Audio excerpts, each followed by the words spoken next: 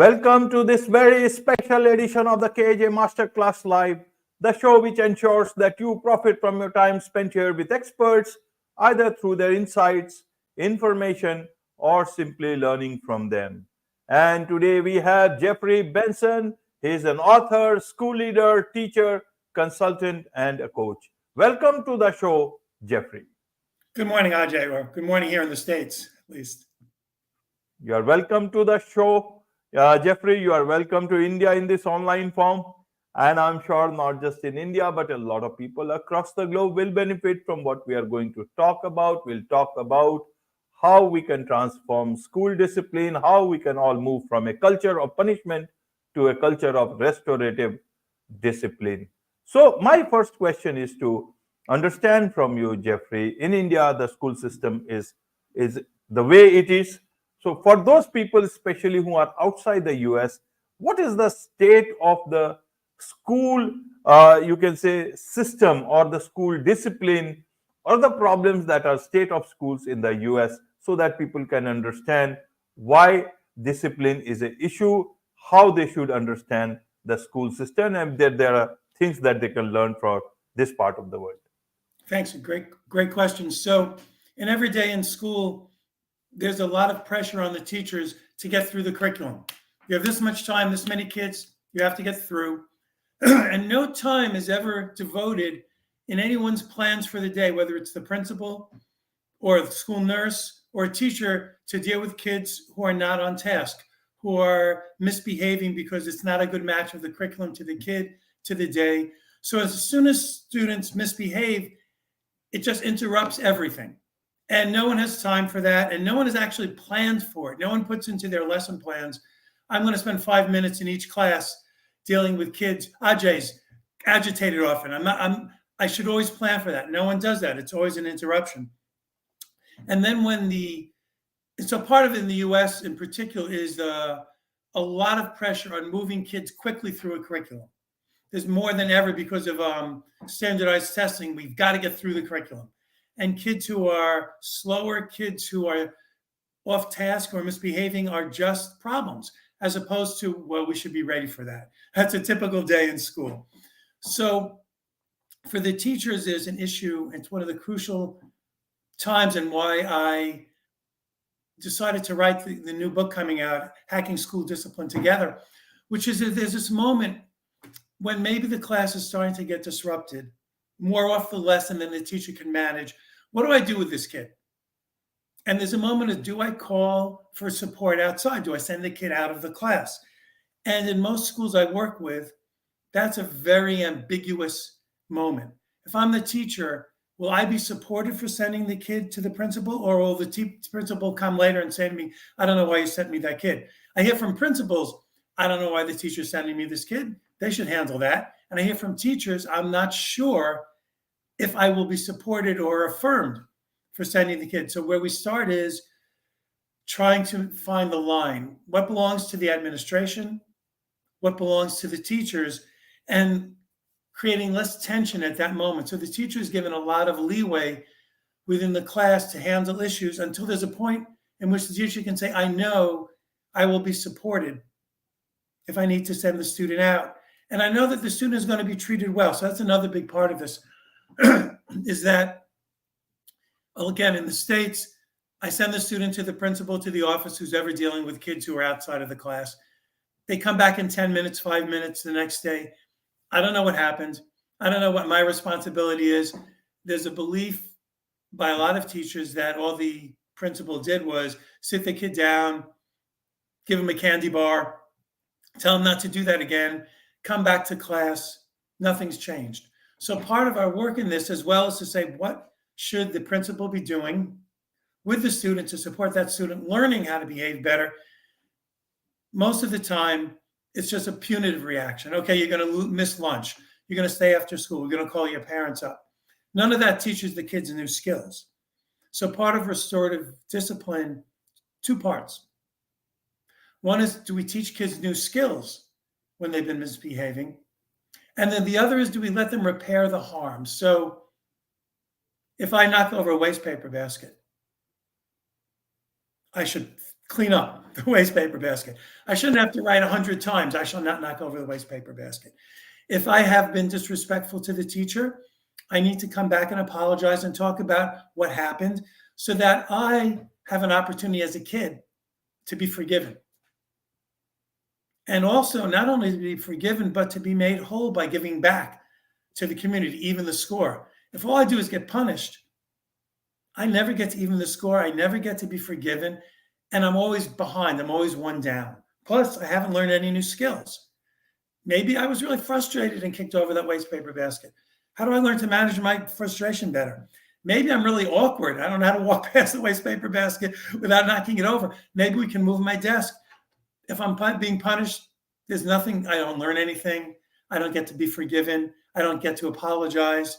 So restorative practices is basically around this notion. It's not what harm was done, but what harm has to be repaired. It's not about the rule. It's about how does the student get to repair the harm. And there are lots of ways to do that. So if the student is sent to the principal has a menu. Here's how I can help Ajay repair the harm and also understand how to do things better. If it's my job as a teacher, I have a similar menu. If it's in my class, how do I help Ajay understand how to do that better? How do I improve his skills of managing his frustration? That's the big bucket that we work in restorative practices. Not just to say, how quickly can I punish the kid, hoping that punishment will stop Ajay from again doing the same thing. Most likely what we've learned is that Ajay's main takeaway will be, how do I not get caught? Right. I haven't learned anything else. So that's kind of the large overview of restorative practices in school. Right. Couple of things is that, yes, it's a fact that teachers are busy. They are busy in the curriculum. Fact is also kids are kids, so they cannot change that. We expect them to be a bit naughty, except that naughtiness should not turn into something difficult. So that part we have to accept. So how far is the school system adept as taking care of naughtiness, or even naughtiness itself is a problem, and that particular growing up part of for a kid, which is a good part that they spend in school, is not available to them. How do you see that part? The rest of the part is of the difficult part, bullying or anything else, and that is something that needs to be tackled differently. Right. Is that thing also coming under the domain of a teacher, but the teacher is not that qualified for that in terms of how to deal with a bully, because that's a totally different aspect, and it has got other issues. The kid coming from a very different sort of a family in terms of their type of, there are many things, and that is how do you see this problem? We keep on hearing about these difficult things about bullying, about shootings to that extreme, and those things. So how is the education system dealing with that? Then it is not just the job of a teacher or one principal. It's almost the question mark on the way the whole system is running, the education system, the society, the parents, even the president of the United States cannot say it's not my problem. Right, bullying is a problem, and in the U.S. as well. Coming out of the pandemic, when we had the shutdown, we've seen students struggling way more, families struggling way more. And you're right, no single person in a system can be responsible for changing someone's bullying behavior. So there's a few pieces of this. So one is that sometimes we actually do need to pull a kid from class for a bit. A lot of times when I talk about doing restorative practices, people think, oh, then kids will just get away with bad behavior. No one gets away with anything. There's always an appropriate response. So bullying is a separate and very important sequence of events. And it does involve pulling the kid from the class, because it's equally important that the kids in class feel safe from the bullying as that bully gets treated respectfully. And those are two important things that happen. So I'm much in favor of having some space, some time from that. And yes, it does involve then you need the principal on board, you need the teacher on board, you need the parents on board, you need a re-entry plan. How will this kid come back into the class? This is an important part of restorative practices. kid just shouldn't show up the next day. There should be a time where the kid has to actually make amends, has to talk about how he will do something differently. Otherwise, if I'm the kid in class who was bullied, I don't feel any better. So I need to know, I don't need to know everything that happened with the kid and their parents because that's confidential. I need to know that something happened that's going to make me feel safe in class. And that might even be that the teacher and the principal and I and the bully sit down together and I hear from the bully, I am sorry. Here's what I will do differently. The parents might be in the meeting as well. So we do want to apply the community pressure and support for that student as well. The student also might need to get counseling, which is an important part.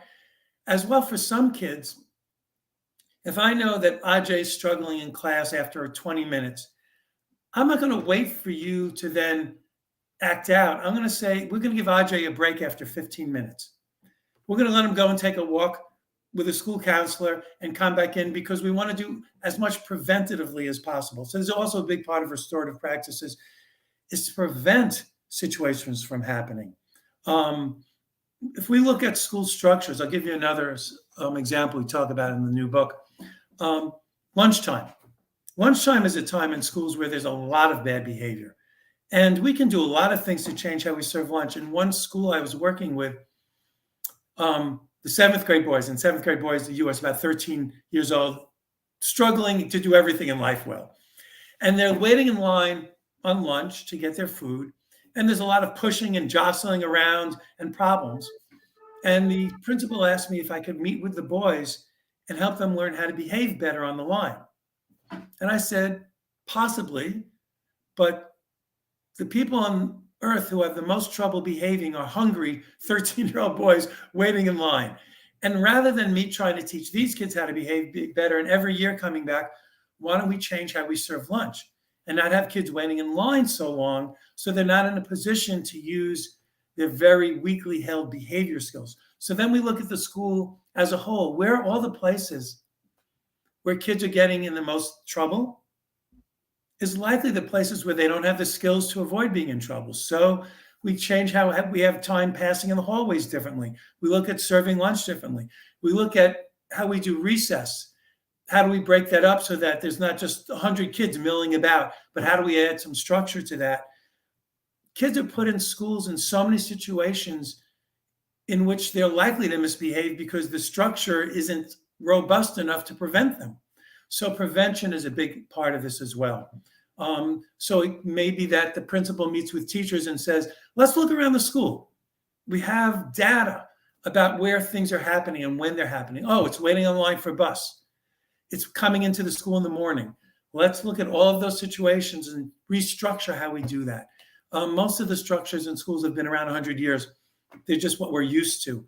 And so there's a point in which teachers and school leaders work together to look at how that happens. And in the new book, Hacking School Discipline Together, it tells the story of a task force of teachers, counselors, and school leaders working together to change the whole school. So it's not up to any one person. And that's a big part of doing school change, is it's not imposed by principal. So it's okay, here's how we're going to do everything new, is that the teachers have a time to build the system with the principal. Right, Jeffrey. So is this, say, problem or situation or issues, are they both in government schools and private schools, public schools Yes. and private schools?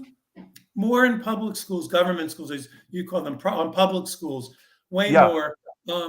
There's so many more kids. Public schools get the kids who have the most difficult home lives, most poverty, who have tried to travel on buses across town. They're not being driven to the school by their parents. Private schools have a way different, they still have issues, but they're not at that level of disruption and systemically where everyone's struggling. It's this kid here and this kid here. And then they have a lot of services to deal with that. The difference in the US between services in public schools and services in private schools is just extraordinary. Okay. So you have written many books, Jeffrey. So, and the latest is, Hacking School Discipline Together. How have you dealt? What is the way out of this whole situation, looking at kids as kids, and looking at challenging students as challenging students, and dealing them differently, rightly, with being given just them also getting justice. You can't just throw them out of the school, then that will also be not the right way, as well as not disrupting the curriculum also. Right. How do you see that? Have you dealt that in your book, Hacking School Discipline Together? Yes, and as well in the book Hanging In, you mentioned previous about working with Right, challenging right. students. So there are a couple of pieces.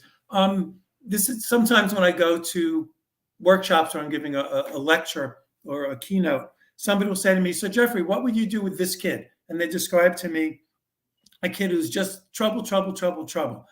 And I'm thinking, I don't know what I would do. And then I have to say, wait, what is this kid good at? I need to hear what the kid can do well, because then I can start building a program for the kid. If all we do is talk about what kids can't do well, I don't know what to do. So each of those kids is a puzzle. They're coming with different needs, and I have to have some opportunity to work with people in the school. If it's a kid in my class, how do I solve this kid's puzzle? So there are a couple pieces right off the bat. One is that we make plans for kids. We call them chill out plans or relaxing plans. And I mentioned, like, one for you might be if after 15 minutes we know that you're going to get antsy, ahead of time, we'll have a plan with you to take a walk. Now, it could be that you're feeling anxious after 10 minutes, and we'll have a little signal you make to me. I'm like, okay, Ajay's kind of tense. All right, time to take your walk. Or I might come up to you and say, what's in your relaxation plan right now, Ajay? You're getting agitated. Let's just take care of that. So all the kids have a plan ahead of time, because in the moment you can't teach someone how to do that. So we do ahead of time. I might come and work with you after class one day and say, let's walk through the things that you can relax with. So some of it might be, sometimes, Ajay, you need to just put your head down for 2 minutes on your desk, and you have permission to do that. Or maybe it's going to be that you can open a book and read or do a puzzle, because I want you to start learning how to self-regulate. But to do that, I need to practice with you some tools. So kids who are agitated a lot in school, we have to get there ahead of them and say, let's work on this. That's one part. Second part is, after they've misbehaved, you have to spend some time getting to know the kid. So a lot of times when kids are misbehaved, they have to stay after school, they have to stay in from lunch, and they're in what we call detention, which is just supposed to be punishment. And I say, no, let's use that time to talk to the kid. So I'm going to talk to Ajay. I'm going to say, Ajay, have you ever liked school? Did you ever have a teacher that worked well? How can you and I plan for this class to go better? What might work better for you? Do you like reading? Do you like writing? Is there someone in class who, if you sat next to, you might be able to behave better? Or is there someone I need to give you some distance from? And I use that time, instead of punishing you, to get to know you better and to start making plans. So that instead of having no plans, next time in class, I can say, hey, Ajay, how did that plan go? And we're working on a plan together versus me just trying to change you. I don't know how to change you, but I do know how to make plans that we can then work on together. So the notion here is, I'm going to come back to what I said before. Particular kids, and particularly challenging kids, each kid's a puzzle. I have a toolkit of things to do, but it's going to be slightly different with you, slightly different with this other kid. Does that require us to take some time? Absolutely. Is it better to spend time on prevention than reaction? Absolutely. Absolutely. The other key part I want to say through this is we have to build relationships with kids who struggle in school. They often feel anonymous, not seen, not heard, not understood. And the time we spend talking with kids to build a relationship allows us to be able to talk with them in the moment and calm them down. If we don't have relationships with kids, it's hard to do the work. And here's a minimal thing. Every day, every kid who comes in the class should be said hello to. I say, Ajay, so good to see you today. Glad you're here.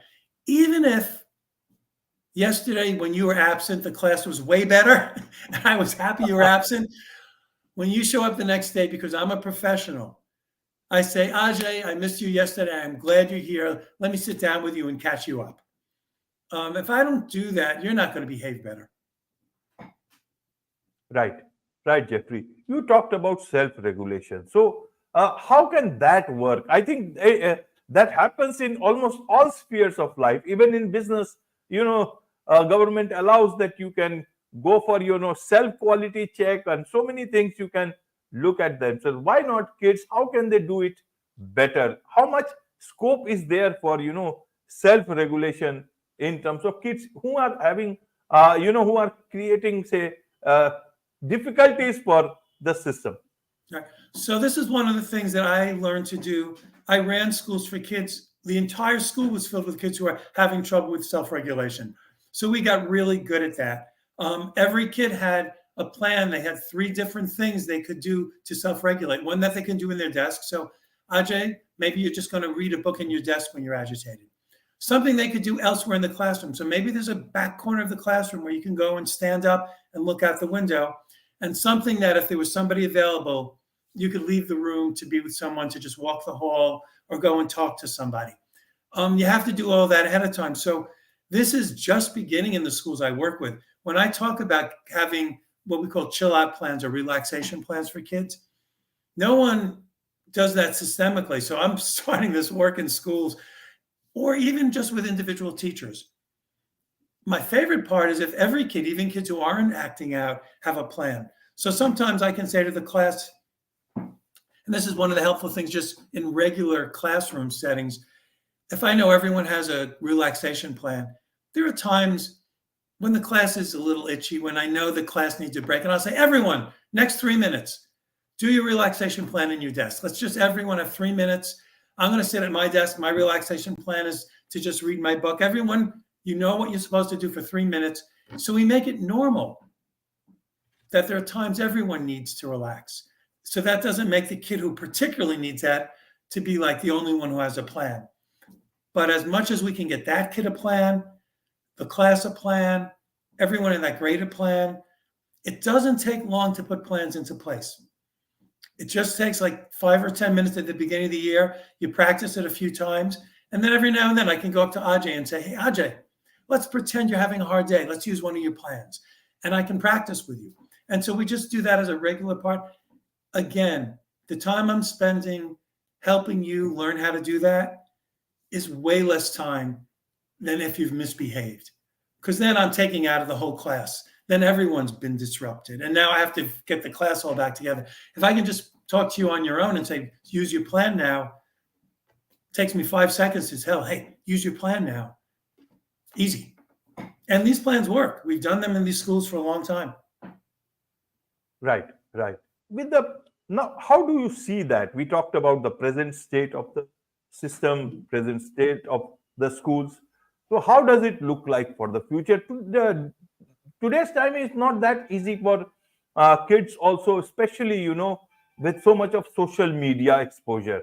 And their attention span is getting challenged each day with one or the other way. Some other company comes out with, challenging their attention span, either in terms of reels, shorts from 10 seconds, 12 seconds to even less than 8 seconds. So how do you see that going forward when people can, when with shorter attention span, you also have short tolerance power. And right. So does it look like? Does it look like bright? Does it look like difficult? And there is a whole lot of things to do. Right. There's a lot to do in that. And there's not one magic trick, because if there was a magic trick, everyone would have figured it out. But there are a few things about supporting kids through the day. And kids need some predictability through the day. They need some rituals and routines. So when you walk into my class, you're walking into Mr. Benson's class, there's a way that the culture of this class works. And so there are 2 things I talk with teachers a lot about: having an opening ritual. So when kids come in, it shouldn't be like grabbing all the kids and trying to get them. How do we come in each day? And it's a very calming, quiet, slowing down. Let's all settle in together. In the US, it's really interesting. We do a lot of things with the really little kids who are 5, 6, and 7-year-olds. That would be wonderful to do with the older kids. When kids come into the little grades, the really little ones, they come and they sit on a rug together. And they sit down together and they might have a little snack together. And the teacher might sing them a song. And they'll go through what they're going to do today. And they'll say hello to each other. As the kids get older, they just come in, get in your seat, open your book. if I'm already having trouble, now I'm not saying that the older kids necessarily have to sit on a rug together, but my kids come in the class, we have a little activity to do. I say, okay, everyone, let's just sit together. Let's just take 10 seconds. Is everyone all right? Anyone need anything from me or from their peers before we get into the lesson? Anyone have a good joke for the day? Anyone have a good story? Let's take a couple of minutes, just be together. As well, at the end of the class, one of the silly things we do is we have bells in the US to signal switching classes. We're teaching right to the bell. And then the bell rings and the kids have, I'm like, no one's going to remember the last thing you said. So we also have rituals to close the class. 2 minutes before the class ends, I say, everyone, all right, let's sit quiet for a moment. Turn to your partner. What do you remember from today's class? So Ajay, talk to your person next to you. What do you think is really important? Or I might say, look at what you have to do for homework together. Start your homework together. Take a couple of minutes, start your homework together. Or let's do this one. This is one of my favorite ones, which is, who helped us learn today? And let's go around and just thank kids. So I want to thank Ajay for that question about the color blue. What an amazing question that was. I'm going to go home and read up about the color blue tonight. Who else can call out somebody who did something that helped us today? So there are a lot of rituals that help us begin class and end class, slow things down, help kids gain attention, make the class, I have a term I use, that I want classrooms to be safe and brave places.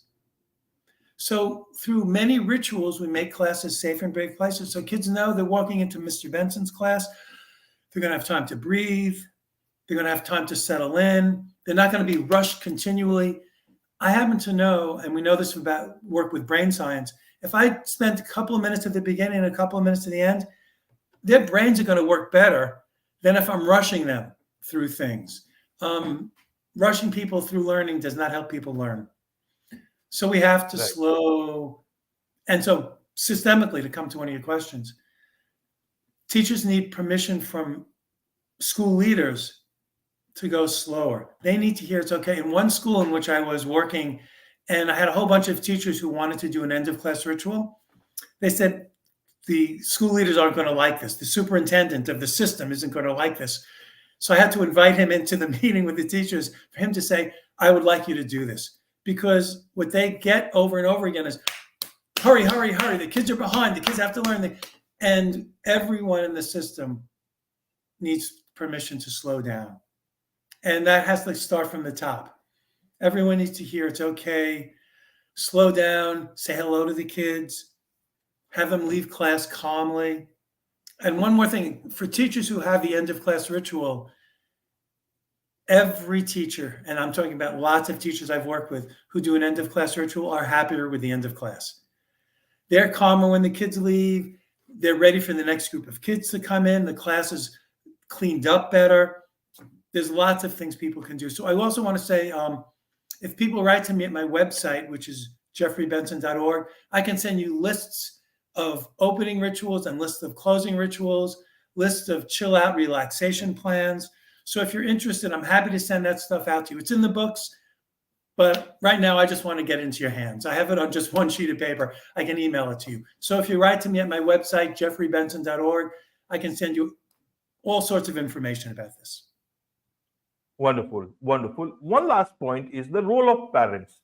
What more can parents do, or they have already done enough, and we should not expect more from them because they have got so much on their plates?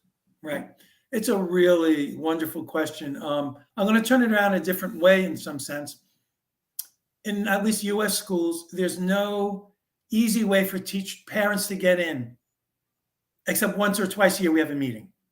On a daily basis, parents who come in are often seen as problem parents. They want a little time. We have to find a way to make parents feel welcome in school so that they can come in and learn what's going on in class. So that's one part. We need to have lots of ways parents can access schools. I'll give you another, and a very common problem with home and schools is around homework. Most schools, most days, give kids homework to do. And we don't work with parents and kids about what are the different ways parents can help kids. In some families, and with some kids, they need the mom or dad or whoever is the adult at home to be in the room with them. They just want someone, they want to do the homework somewhere near a parent. In other places, we have to find a quiet place for the kid to do their homework. Some kids want their parents to check with them before they start homework. Other kids don't want the parents to check at the beginning. So I also have a nice list of, here are all the different ways parents can help kids with their homework. And it's for the parent and the kid to say what is going to work well, versus either I'm watching you, standing over you, do your homework, or I'm like, if you do it or not. There's a whole lot of things. I worked with one kid who worked it out a plan with their parents, and the plan was, could you have a snack for me on the kitchen table ready for when I need a break? That's the thing I need most from you. So we can have ways to help parents do homework, and that's the beginning of a good relationship between parents, kids, and school around the stress of homework. I mentioned earlier the stress of when kids misbehave is a problem in class. The stress of how my kid is doing homework as a parent is a really big one. We can do a lot of things to help them have nice plans for how to help your kid at home and what your role is as a parent. And I have a lot of materials on that too that I can send out to people. Absolutely. There is much to learn about, about our kids, about the school system and everything else. And learning is not only just for the kids. Everyone in the system needs to learn more than the kids perhaps needs to learn. Yes, I had one of my mentors once said to me, I've had great mentors in life, and he once said to me, when we as adults stop learning, we will stop being good teachers. Because we'll always have to say, wow, I've never taught AJ before. I have to learn AJ. And that's a wonderful thing. Who is this kid? How do I manage this kid? And I need to know that that's okay for me to take time to learn AJ. Absolutely. Yeah, always have to learn. Always be learning. Well, I have to say, it's the wonderful thing about teaching, as long as we're not going too fast. Yeah. Absolutely. Absolutely. So for those people who want to learn more from you, about you, and for those people who want to take your advice, what is the best way for them to connect with you? Two ways. Go to my website, jeffreybenson.org. And all my articles are there. All my books are there. You can click and read any one of my articles. I've got lots of articles. You can write to me. I love being in contact with educators all over the world. And my email address is really easy. Info at jeffreybenson.org. Easy to get a hold of me. Happy to be in touch with people. Info at jeffreybenson.org. That's how you can get a hold of me. Wonderful. Wonderful. Thank you so much for all the information, for all the tips, all the things, perspective that you have shared. Jeffrey, it's been wonderful. And I'm sure a lot of people across the world will benefit from this. With this, it's a wrap on this very special edition of the KAJ Masterclass Live. Thank you so much indeed for joining us. It's been my pleasure, AJ.